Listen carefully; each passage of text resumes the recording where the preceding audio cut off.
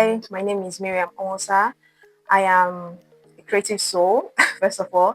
And the reason is because I express myself in different art forms in film, music, visual arts, and as a musician, as a singer songwriter. I grew up in Abuja. I was born in Lagos anyway, and then my parents moved to Abuja. Initially, wasn't that interested in art. Like I never really knew that art would be my thing until I was in high school, and I started gravitating close to the arts. I just instinctively was good at it. I used to help my classmates with their own homeworks that have to do with artwork, and so I felt like okay, so since this is something that comes to me easily, so maybe I should explore it. But the thing is, I didn't. When I had to go to, when I was going to university, I decided to study banking and finance because I felt like that was what would make my parents happy. You know how in Nollywood they used to say people that study art don't actually make money, they starve. So I think that affected me, and I just decided to do something that would please my parents without arguments. But deep inside, I knew that I'm an artist. So I have gone to university, done banking and finance, did masters in international business and finance in Aberdeen, Scotland, worked in New York and London, and then came back to Nigeria. And one thing led to another. I was first the manager of like a consultancy firm, and then I found myself in Lagos first of all because I lost that job. I was helping a friend who is a musician. Her name is Mavis from, I'm sure you remember her from Big Brother. So I used to help her with her content, like her social media management, creating content strategy. And then I think the owner of the company then realized that my heart wasn't in managing his business, so he fired me. And then in the course of helping Marvis during that time that she was out of Big Brother, we were traveling around, came to Lagos from Abuja and all that. And I said to stay because I got a job here in Lagos. And voila, when you're in Lagos and you're mingling with other creatives, trust me, your creativity will have to grow. Like just like feed off each other and collaborate. And gradually I've leaned so much into my art side now. And here we are.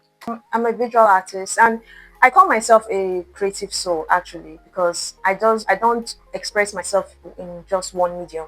So I do music, I do film, I do visual art, and how I get to do these things is just by following my intuition, and I get an idea, the burst of idea, maybe sometimes it's a whisper, and it keeps on haunting me on as in I actually can't rest until I bring it to life, and then I rest for a bit and then a new one comes. But as a visual artist, I have done exhibitions, which one of which is Childhood Bliss. Childhood Bliss is an exhibition where my intention for the artwork is to take the viewer back to the time when they were young and carefree and believed that anything was possible. So it ties into mindfulness as well because I'm a mindfulness coach as well, a certified one. In my own journey of self-realization, trying to figure out who I really am, I've discovered that a lot of us have a struggle when we get to that adulthood stage because we tend to then pile on a lot. We allow things happening in the society to affect our minds, and by such doing, most of us find ourselves stagnant, by fear. Like we're held up by fear. We're not able to take action on our dreams, on our goals, and so and the idea, as I said earlier, just came to me that I should create artworks that would take people back to that time when they were kids and carefree and had confidence. Like you see a child believing like as in you see them playing with a carton, empty carton, and in their minds that is like a limousine or something. Like the confidence that children have, you sometimes you wonder, "Well, how did I lose that? Where did I lose that at some point?" I'm hoping that the artworks will just remind people, especially young adults, that man, you haven't lost that personality, that your inner child is still inside of you, and you can tap into that feeling, that emotions I used to have, and make things happen for yourself. As a filmmaker, I am an art director, production designer. So what that means is I am responsible for the thing you see on the frame of your screen, like the color, the feel, the furniture, the set, the wardrobe that the actors are wearing, the props. So when I get a film script, what I do is I do a breakdown and I create a mood board of how every scene should look, what the character should be wearing, and then I negotiate that with the director, who then, once he confirms it, it's now my job to make it happen, to put all that elements, in the frame that tells the story of the film. And so, as a singer, in my own deep reflections, I also get, you know, um, messages that I feel people need to hear, and those messages turn into music.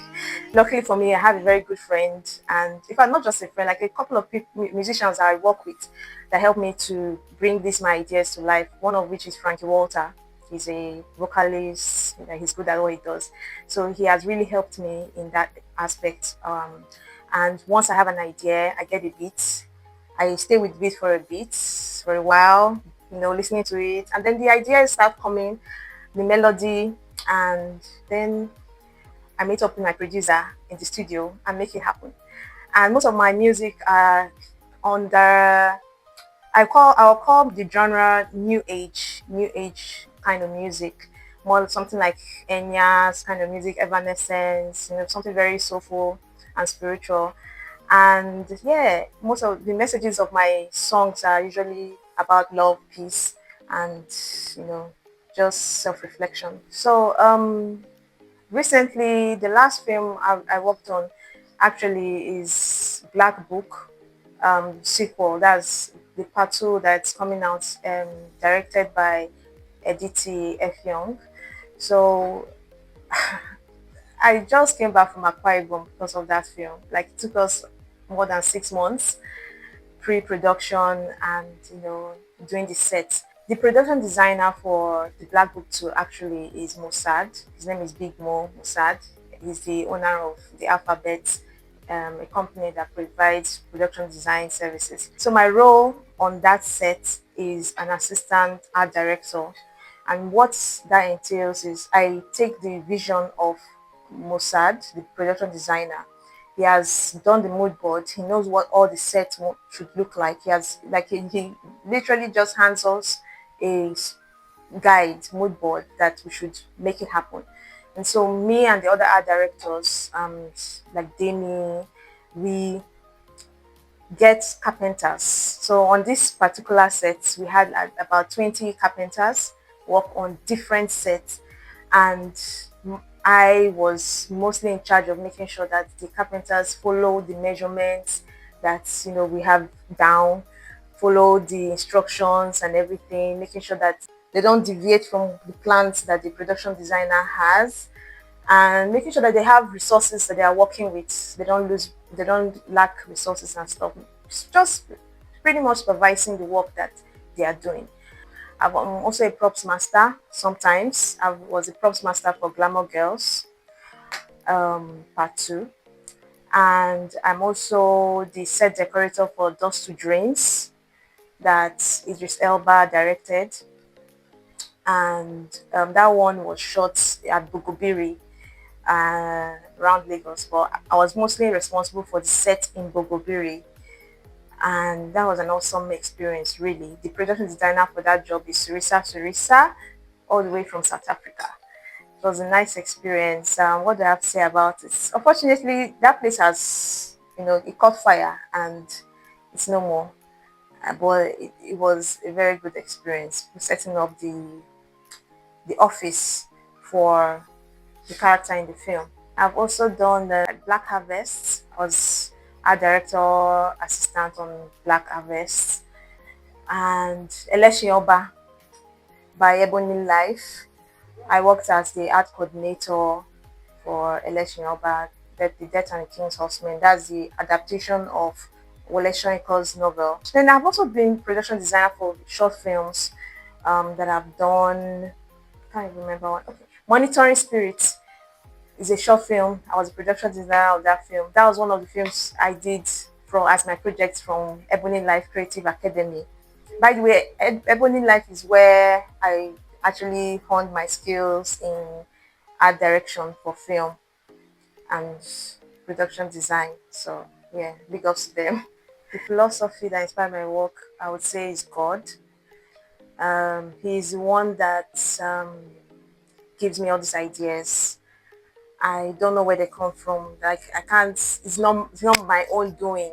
It's not my own doing. It's God really that is expressing Himself. Sometimes I even ask, why me? Why do I have to be the one to do this? What? Because being someone that's multi talented, if I might say so myself, I kind of feel overwhelmed sometimes and be like, okay, should I focus on one thing, and be known for that thing? But then God just reminds me that He is God, and He is visible to us in different expressions. God is not one thing, right? And we're made in God's image. And so I shouldn't be afraid, to have all these interests, and so I just hold on to God and just seek His advice, seek Him in everything that I do to make sure that I'm aligned with what He wants me to do. And yeah, that's pretty much it. Um, yes, I think people are embracing mindfulness more nowadays in this time and age because a lot is happening. If you go by history, right, there's a lot of changes have happened. Like it is known that this point where we are, especially with the invention of AI, it's a point where a lot of changes are happening and in a very massive way. And when such change, is happening in our society, people panic. People wonder what's the future going to be like, and they worry a lot. But now with mindfulness, it will allow us to control our minds, to center our minds in the midst of all of this chaos, um, all of these new things happening, things that we do not understand, things that we understand, you know, pushing us from left to right, coming from all over the place. But once we center ourselves, we feel grounded. We feel like we're in charge, we're in charge of our lives. We're not just going with the flow, and letting things happen to us. The mind is a very powerful thing. And if you allow it, because normally as human beings, we have a monkey mind, as they say, a mind that just goes on and on, and most times in the negative way. And it just increases stress, increases anxiety, and they fall into escaping with things that will not be beneficial to them, like alcohol, smoking, even sex and all that, distractions. But with mindfulness, it's more of a clean way. Yes, you can escape from the reality of things, but you're escaping to somewhere that will clear your mind, and then help you to see that, and then put you in that positive mindset, so that you are not, dwelling in the negative and feeling like there's no hope. There's hope, and that's why people are gravitating to mindfulness now. You know. I like fantasy movies. Like for instance, this latest one, Wicked. You know, I like fantasy movies because I like to escape. I don't. I like to. I like. I'm someone that likes to dream like a child. Like I want to see something that I haven't seen before. Like I'm okay. I've seen everybody here. I've seen the buildings. Can I see like a building that has 10 legs or something? Like I want to see something out of the ordinary. I love fantasy movies. Music. I love soulful spiritual music. I used to like growing up. I used to like soft rock. Avril Lavigne, Vanessa Carlton. I swear those guys really, and Evanescence, Enya, and the rest. But right now, I am more into spiritual music that has more like mantras. They call it high frequency vibrational music, like mantras, positive vibes, and things like that. My favorite actress is Angelina Jolie. There's something mysterious about her. I like her because she's mysterious. Like and plus she's a very good actress. Like any role you give her, she kills it. Yes. And she just has a personality that I like. She's very calm. She's not always in the blogs or controversy. She doesn't do all that. She's a very calm, beautiful, if I may say, woman, and that's why I love her. And a typical day, what do I do for fun? I watch movies. Um, I love swimming.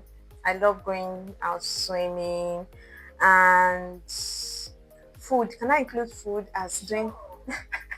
I love eating out. Well, like I love food generally. I know when people say, "Oh, you're a foodie," everybody eats food, Joe.